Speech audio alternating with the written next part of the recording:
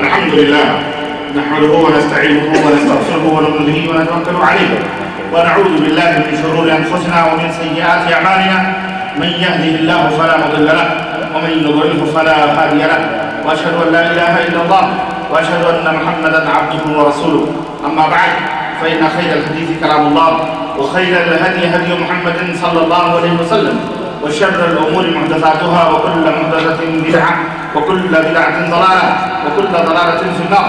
قال الله تبارك وتعالى في كلامه المجيد: أعوذ بالله السميع العليم من الشيطان الرجيم. بسم الله الرحمن الرحيم. يا أيها الذين آمنوا اتقوا الله حق تقاته ولا تموتن إلا وأنتم مسلمون واعتصموا بحبل الله جميعا ولا تفرقوا. وقال تعالى في مقام آخر: وما أرسلنا من قبلك من رسول إلا نوحي إليه أنه لا إله إلا أنا فاعبدون. وقال تعالى: ولقد بعثنا في كل أمة رسولا أن اعبدوا الله واجتنبوا الطاغوت فمنهم من هدى الله ومنهم من حقت عليه الضلالة فسيروا في الأرض فانظروا كيف كان عاقبة المكذبين. اللهم صل على محمد وعلى آل محمد كما صليت على إبراهيم وعلى آل إبراهيم إنك حميد مجيد. اللهم بارك على محمد وعلى آل محمد كما باركت على إبراهيم وعلى آل إبراهيم إنك حميد مجيد. تمام قسم کی حمد و ثنا کبریائی اور بڑائی اس اللہ عز و جل کے لیے لائق و زیبہ ہے جس نے ہمیں اور آپ کو پیدا فرمایا اور پیدا فرما کر یوں ہی بیکار نہیں چھوڑا بلکہ ہماری رشد و ہدایت کے لیے پیغمبر اسلام خاتم النبیین سید العرب والعجم حضرت محمد ابن عبداللہ صلی اللہ علیہ وسلم کو اس خاکدان گیتی میں مبعوث فرمایا اور بیش بات اور السلام اس ذات مبارکہ مطہرہ جن کا نام نامی اسم اکرامی محمد ابن عبداللہ صلی اللہ علیہ وسلم. برادران اسلام، نوجوان دوستوں، بزرگوں اور بھائیوں اور قابل احترام اسلامی ماں اور بہنوں، آج بتاریخ 5 ذی القعدہ 1425 ہجری مطابق 16 دسمبر سن 2004 عیسوی کے اس اجتماع میں جو ہارا کی اس گارڈن والی مسجد کے اندر منعقد ہوا ہے، جس موضوع پر آپ حضرات سے گفتگو کرنے کا شرف حاصل کرنے جا رہا ہوں، وہ موضوع ہے انبیاء علیہم السلام کی دعوت. ان کی دعوت کیا ہے اور ان کا پیغام کیا تھا. انشاءاللہ تبارک و تعالی اس موضوع پر آپ حضرات سے تھوڑی بہت ہم گفتگو کریں گے اور اس گفتگو کا مقصد، اس ٹاپک کو، اس موضوع کو سننے کا مقصد اور اس کے بارے میں علم حاصل کرنے کا مقصد صرف ایک ہے، اور وہ ہے کہ انبیاء علیہم السلام کی دعوت کیا تھی. اس کو سننے کے بعد ہم اپنی زندگی کو بھی اسی منہج اور اسی طریقے کے سانچے میں ڈھالنے کی کوشش، مرد ہوں یا عورتیں ہیں. انبیاء علیہ السلام نے کون سا پیغام دنیا والوں کے سامنے پیش کیا؟ اللہ عز و جل نے ان کو کون سا میسج دے کے اس دنیا کے اندر بھیجا؟ اور جب وہ یہ میسج لے کر، یہ پیغام لے کر، یہ نمنترن پتر لے کر اللہ وحدہ لا شریک کی طرف سے اس دنیا کے اندر آئے، تو ہمیں یہ بھی دیکھنا پڑے گا کہ انہوں نے کس انداز اور کس اسلوب سے اور کس طریقے سے دنیا کے سامنے اس دعوت کو رکھا. ان کا انداز بیان کیا تھا، ان کا اسلوب کیا تھا. پھر ہمیں یہ بھی دیکھنا پڑے گا کہ جب انہوں نے وہ دعوت رکھی جو اللہ تبارک و تعالیٰ نے انہیں سونپی تھی، وہ امانت، تو اس دعوت کی پاداش میں انہوں نے کن کن مسائل اور مشکلات کا سامنا کیا اور کس پامردی اور شجاعت اور بہادری اور جرأت کے ساتھ ان تمام مشاکل اور ان تمام مسائل اور ان تمام دشواریوں کا انہوں نے مقابلہ کیا. ان کی دعوت کیا تھی، کیا پیغام تھا، یہ اور یہ تمام سب باتیں ہمیں معلوم کرنا پڑے ہوں گی انشاءاللہ. اور ان سب کے معلومات حاصل کرنے کا مین مقصد چونکہ یہ ہے کہ ہم ان کے نقش قدم پہ چلیں اور انہی کی طرح داعی بنیں، انہی کی طرح مبلغ بنیں، انہی کی طرح امت قوم کے سامنے اللہ کے پیغام کو پیش کریں۔ کیوں آخر ہمیں معلوم کرنے کی ضرورت ہے؟ اس کی وجہ کیا ہے؟ اس کی وجہ یہ ہے کہ آپ سے پہلے جتنی امتیں پیدا کی گئی تھی، ان امتوں کی مکمل ذمہ داری یہ نہ تھی کہ وہ مکمل ٹوٹل طور پر اللہ کے دین کی طرف لوگوں کو بلائیں۔ نہ، نصارہ کے بارے میں اس سے پہلے بنی اسرائیل تھے۔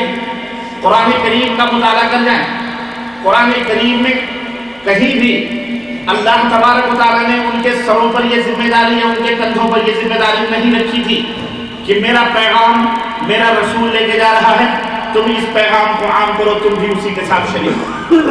وہ امت دعوت نہیں تھی۔ کرسچن جو آج مشنریاں کھول کر تبلیغ کر رہے ہیں اور اپنے دین اور مذہب اور دھرم کی نشر و اشاعت کر رہے ہیں، یہ ان کے دھرم میں نہیں لکھا ہوا ہے، ان کے دین کا کوئی حصہ نہیں ہے۔ یہ مسلمانوں کی دشمنی میں کھڑے ہوئے ہیں۔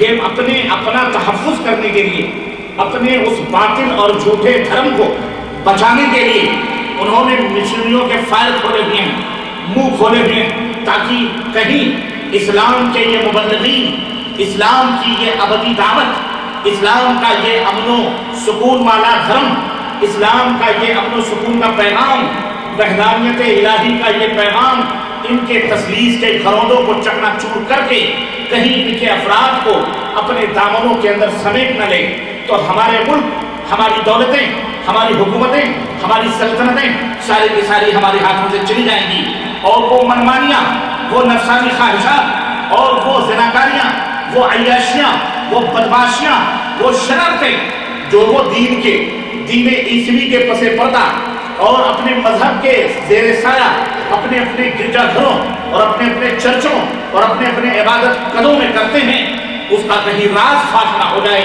تو پھر ہماری زندگی تلخیوں میں بدل جائے گی۔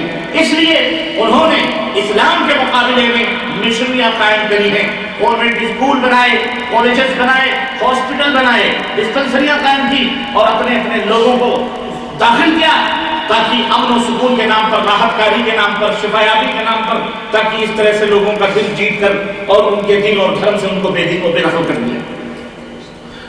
یہ ان کا مقصد ہے۔ ورنہ بائبل اٹھا کے دیکھ لیں، اللہ تبارک و تعالیٰ نے انہیں تبلیغ دعوت کی ذمہ داری نہیں سونپی ہے۔ کوئی تاریخ، کوئی بھی آیت کریمہ، کوئی بھی مورخ اس حقیقت سے انکار نہیں کر سکتا۔ ہاں، ہم وہ قوم ہیں، ہم اس نبی کی امت ہیں، ہم اس نبی کے ماننے والے ہیں، ہم اس نبی کی بھیڑ ہیں، ہم اس نبی کے پیچھے چلنے والے ہیں جس نبی کے بارے میں اللہ عز و جل نے ارشاد فرمایا، اِنَّا أَرْسَلْنَاكَ شَاهِدًا وَمُبَشِّرًا وَنَذِيرًا وَدَاعِيًا إِلَى اللَّهِ بِإِذْنِهِ وَسِرَاجًا مُنِيرًا۔ اے میرے حبیب، ہم نے آپ کو شاہد و مبشر بنا کر کے بھیجا ہے، یعنی ہم نے آپ کو گواہی دینے والا، خوشخبری سنانے والا اور جہنم سے ڈرانے والا بنا کر کے بھیجا ہے، وَدَاعِيًا إِلَى اللَّهِ، اور اللہ کی طرف لوگوں کو دعوت دینے والا بنا کر کے بھیجا ہے، تاکہ تم لوگوں کو اللہ کی طرف دعوت دو۔ اس نبی کا فریضہ تھا اور اس نبی کی امت کا بھی فریضہ سنو۔ اللہ تبارک و تعالیٰ نے ارشاد فرمایا، کنتم خیر امۃ اخرجت للناس تأمرون بالمعروف وتنہون عن المنکر۔ اے میرے حبیب کی امت کے لوگوں، میرے نبی کا فریضہ یہ ہے کہ وہ لوگوں کو دعوت و تبلیغ کریں، اور تمہارا بھی فریضہ یہی ہے۔ تمہیں پیدا ہی اسی لیے کیا گیا، تمہارے پیدائش کا مقصد ہی یہی ہے۔ ہم نے اپنے نبی کی امت میں تم کو بنایا ہی اسی لیے ہے تاکہ تم لوگوں کو بھلائیوں کا حکم دو اور برائیوں سے روکو۔ بتاؤ کسی دین اور کسی دھرم میں اس طرح کا کھڑا ہوا پیغام اس کی قوم کے لیے موجود نہیں ہے، کہیں نہیں پائیں گے آپ، نہ یہودیت کے لیے، نہ نصرانیت کے لیے۔ اور یہ جو ہندو اور سکھ اور یہ تو زمینوں پہ بنائے ہوئے دین اور دھرم ہیں، ان کے بارے میں تو گفتگو کرنا فضول ہے۔ ان کو اسلام سے میچ کرانا یا اسلام کے سامنے ان کو لا کے کھڑا کرنا وہ ایسے ہی ہے۔ اس کی مثال بھی میں کہہ دوں، اس کی کوئی مثال ہی نہیں تھی، اس کی کوئی مثال ہی نہیں تھی، کیونکہ یہ کوئی دھرم نہیں ہے، یہ کوئی دین ہی نہیں۔ خود ان کے ماننے والے، ہندوازم کے ماننے والے خود بھی کہتے ہیں ہندو کوئی دھرم نہیں، ہندو کوئی دھرم نہیں۔ تو خیر، ان کو میں اسلام کے مقابلے میں یا اسلام کے سامنے کیوں لا کر کے کھڑا کروں؟ اس میں تو ہماری توحید اور اسلام کی خود توحید۔ ہاں، عیسائیت ہو، نصرانیت ہو، چونکہ یہ اہل کتاب کہلاتے ہیں، آسمانی کتابوں کو مانتے ہیں، نبیوں کو مانتے ہیں، اس لیے ہم ان کو اسلام کے مقابلے میں لا کر ہم ان سے بات گفتگو کرتے ہیں اور دو بدو ہم ان سے بات چیت کرتے ہیں، ورنہ دوسرے لوگوں سے تو بات چیت کرنا بھی میں سمجھتا ہوں اس تعلق سے کہ ہم اسلام کمپیئر کروائے اسلام کے مقابلے یہ بیکار ہے۔ ہاں وہ دعوت دے سکتے ہیں، ہم انہیں دعوت دیں۔ عرض کرنے کا مطلب یہ ہے کہ ہمیں انبیاء علیہ السلام کی دعوت کے بارے میں علم حاصل کرنا، جانکاری حاصل کرنا بے حد ضروری ہوا۔ کیوں؟ تاکہ اللہ اللہ اللہ اللہ، اس کی ایک وجہ یہ بھی ہے، ایک تو یہ سبب ہے تاکہ ہم ان کے نقش قدم پہ چلیں، کیونکہ وہ انبیاء ہیں، اولو العزم ہیں، آئیڈیل ہیں، نمونہ ہیں۔ انہوں نے جس طرح دعوت دی اپنی قوم کو، وہ ہسٹری معلوم ہو، وہ تاریخ معلوم ہو، وہ اتہاس معلوم ہو کہ کس نبی نے کس قوم کو کس طرح سے دعوت دی اور ان کی قوموں نے انہیں کس انداز سے جواب دیا، پھر انہوں نے اس کے اوپر رد عمل ان کا کیا ہوا، کس طرح سے اپنی قوم کو اللہ کی طرف بلایا، کیا مصیبت کیا پریشانیاں، تاکہ ہماری زندگی میں بھی اس دعوت کے میدان میں اگر اس طرح کی کوئی پریشانی آئے تو ہم اسے جھیل سکیں، برداشت کر سکیں اور وہ جذبے ہمارے اندر پیدا ہو سکیں کہ ہم صبر اور شکیب کے پیمانوں کو لبریز نہ بھولیں۔ یہ مقصد ہے۔ دوسرا مقصد یہ بھی ہے اور میری بات کو دھیان سے سننا، اور لوگوں، تم لوگ مسلمانوں، تم مکمل امت دعوت ہو، دعوت و تبلیغ کے لیے اللہ تعالیٰ نے امر بالمعروف و نہی عن المنکر کے لیے آپ کو پیدا کیا ہے۔ آپ کے ارد گرد، آپ کے چاروں طرف یہودیت بھی ہے، نصرانیت بھی ہے، جو اپنی طرف لوگوں کو کھینچ رہی ہے مختلف جھونکوں۔ اصل میں بہت ساری باتیں ایسی ہیں ہماری نوجوان نسل جانتی ہی نہیں، نہ ہماری نوجوان نسل کو اس کا پتہ ہے، صرف روزی روٹی کما لیا اور بیٹھ کے ٹی وی VCR کے سامنے اپنے ٹائم پاس کر لیے، باقی دنیا میں ہو کیا رہا ہے ان بیچاروں کو پتہ ہی نہیں، ان غریبوں کو پتہ ہی نہیں ہے۔ ارے یارو تمہیں تمہارے اسلام سے بے دخل کرنے کے لیے کیا کیا سازشیں رچی جا رہی ہیں اور کیا کیا طور اور طریقے اپنائے جا رہے ہیں۔ شب و روز اللہ کی قسم اپنے اپنے محلوں میں اور اپنے اپنے انڈر ورلڈ گراؤنڈ بیٹھ کر کے تم کو برباد کرنے کے پلاننگ کیے جا رہے ہیں، اور تمہیں خبر نہیں چند روٹیوں کے لیے اور چند سکوں کے لیے تم سب کچھ بھول چکے ہو۔ نہیں، مسلمان امت کو بیدار ہونا پڑے گا۔ نوجوانوں، آپ کو بیدار رہنا پڑے گا، آپ کو اخباروں پہ نظر رکھنا پڑے گی، آپ کو جریدے دیکھنا پڑیں گے، نیوزوں کو بھی نظر رکھنا پڑے گی، دنیا کے اندر کیا ہو رہا ہے آپ کو مکمل طور پر ان کی جانکاری ہونی پڑے گی۔ اسی طرح سے اس سے کہیں زیادہ آپ کو اپنے مخالف جو دھرم ہیں، جو دین ہیں، جو مذاہب ہیں، ان کا مطالعہ بھی رکھنا پڑے گا، ان کا عقیدہ کیا ہے، ان کی دعوت کیا ہے، ان کی فکر کیا ہے۔ اسی طرح سے اس فکر کو توڑنے کے لیے، اس عقیدے کو برباد کرنے کے لیے، ان کے عقیدوں کے اندر شکوک ڈالنے کے لیے، یا ان کے جو اسلام کے تعلق سے شکوک و شبہات ہیں ان کا رد کرنے کے لیے، ان پر جواب دینے کے لیے تمہیں اپنے دین کا مطالعہ کرنا پڑے گا، رب کے قرآن کا مطالعہ کرنا پڑے گا، حضرت محمد رسول اللہ صلی اللہ علیہ وسلم کی سیرت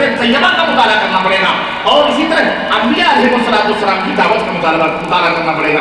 حضرت محمد رسول اللہ صلی اللہ علیہ وسلم جب اس دنیا کے اندر بھیجے گئے، 3 مہان قومیں اس دنیا کے اندر جیوت تھی، اور 3 مہان قومیں اپنے آپ کو یہ دعویٰ کرتی تھی کہ ہم ابراہیم علیہ السلام کے دین پر ہیں۔ پتہ ہے، ایک یہودیت تھی، یہودیت کہتی تھی کہ ہم ابراہیم کے دین پر ہیں، ابراہیم ہمارے میں سے تھے اور ہم ابراہیم کی اولاد ہیں۔